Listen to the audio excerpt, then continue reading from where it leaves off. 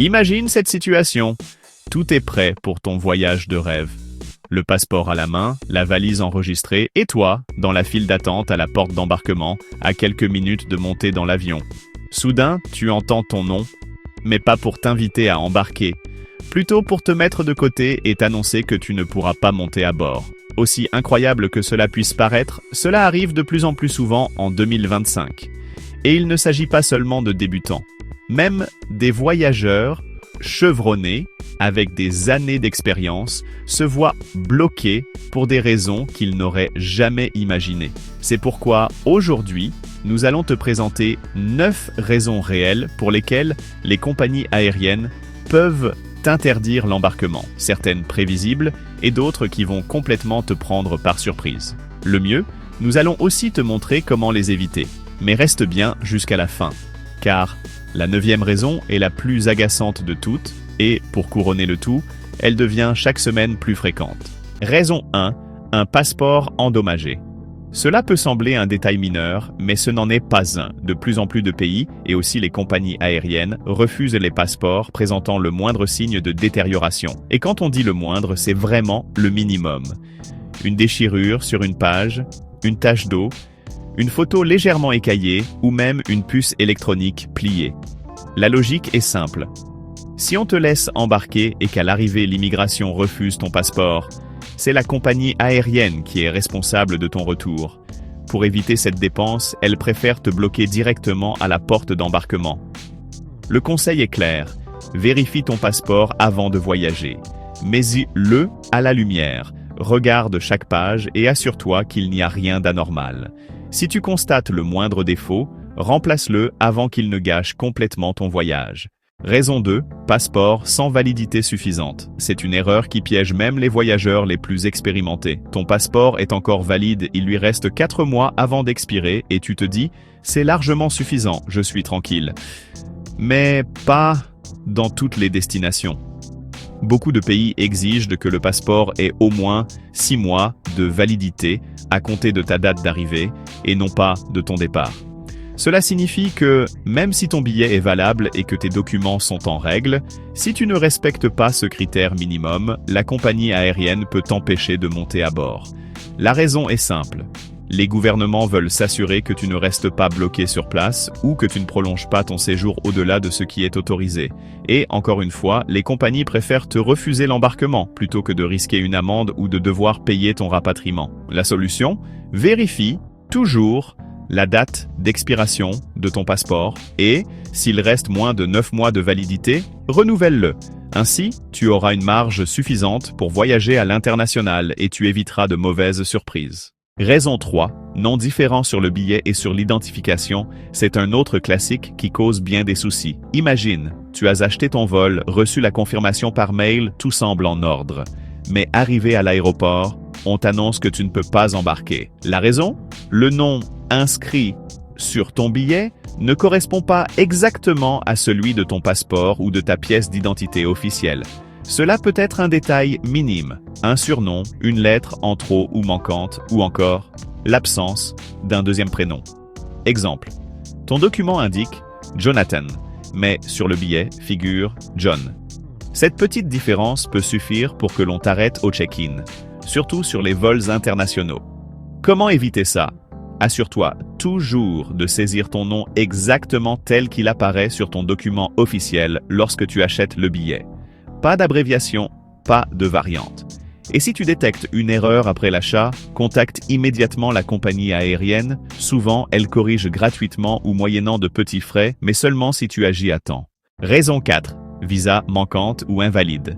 Ce motif paraît souvent injuste car bien souvent le voyageur ne s'en rend compte qu'une fois à l'aéroport. Tout semble sous contrôle, bagages prêts, passeport vérifié, itinéraire planifié, mais à la porte d'embarquement, on t'arrête parce que tu n'as pas le bon visa. Certains pays exigent que le visa soit demandé longtemps à l'avance, même pour de courts séjours touristiques. D'autres imposent des conditions particulières selon ta nationalité, même si tu fais seulement une escale. Si ton visa est inexistant, expiré ou ne correspond pas au type de voyage, la compagnie aérienne peut t'interdire l'embarquement, peu importe combien tu as investi. Le conseil est clair. Avant de réserver un vol international, vérifie directement auprès de l'ambassade ou sur le site officiel de l'immigration du pays que tu veux visiter. Ne te fie pas à un blog ou à ce que dit un ami. Parfois, la démarche est aussi simple que de remplir un formulaire en ligne, mais d'autres fois, elle peut prendre des semaines. Ne laisse rien au hasard. Se présenter sans le visa approprié, c'est presque la garantie de rester au sol. Raison 5. Être trop malade pour voyager. Même si tu te sens en forme, les compagnies aériennes peuvent juger le contraire. Si, au moment de l'embarquement, tu présentes des symptômes visibles, toux persistante, air faible, pâleur ou signes de malaise, un agent de porte ou un membre de l'équipage peut te considérer comme inapte à voler. La raison?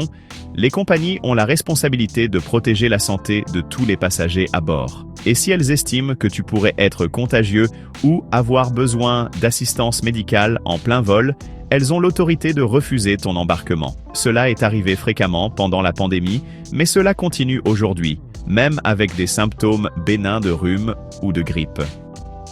Dans certains cas, il suffit qu'un autre passager ou un membre de l'équipage exprime des inquiétudes pour que l'on intervienne.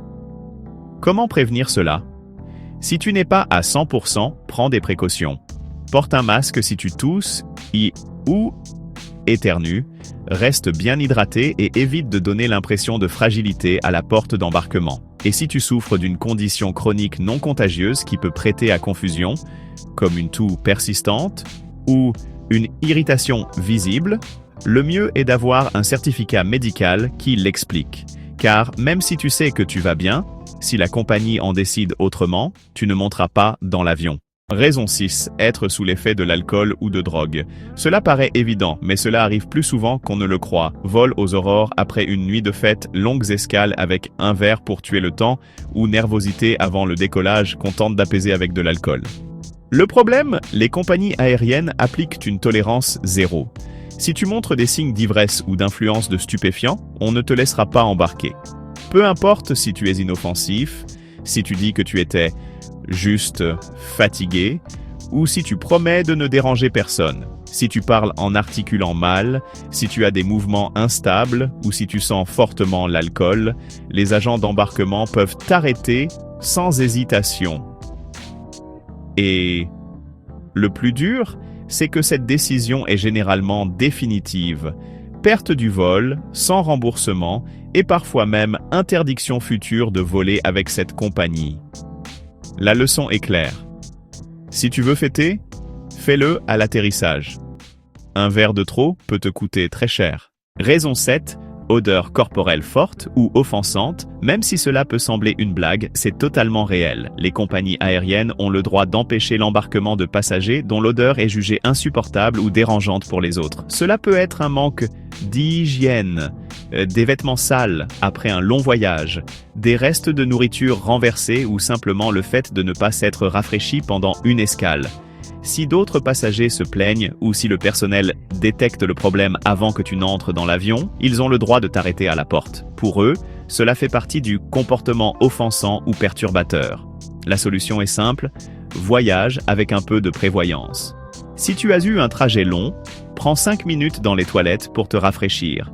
Emporte du déodorant, des pastilles à la menthe ou même un t-shirt propre dans ton bagage à main. Ce n'est pas seulement pour toi, cela peut faire la différence entre embarquer ou rester bloqué. Raison 8.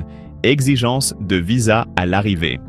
De nombreuses destinations permettent de demander un visa directement en arrivant. Cela paraît simple, tu atterris, tu fais la démarche et c'est réglé. Mais ce que beaucoup de voyageurs ignorent, c'est que les compagnies aériennes doivent également vérifier ces conditions avant de te laisser embarquer. En pratique, cela signifie que même si le visa s'obtient à l'arrivée, tu dois déjà avoir certains documents prêts avant d'embarquer. Cela peut être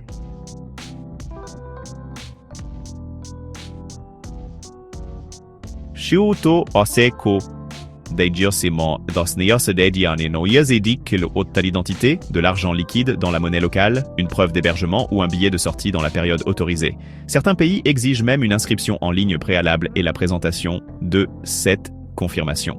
Si tu n'es pas en mesure de montrer tout cela lors du check-in ou à la porte d'embarquement, la compagnie peut refuser ton accès. Encore une fois, c'est leur responsabilité de s'assurer que tu respectes les règles d'entrée. Morale de l'histoire. Même si ta destination propose un visa à l'arrivée, prépare-toi comme s'il s'agissait d'une démarche anticipée. Raison 9. Ce que tu as publié sur les réseaux sociaux. Oui, tu as bien lu. Quelque chose que tu as posté sur Internet peut te coûter ton vol. Certaines compagnies aériennes et même des agents d'immigration consultent les réseaux sociaux de certains passagers lorsqu'ils détectent un signe d'alerte. Possibilité de signe confiant. 1.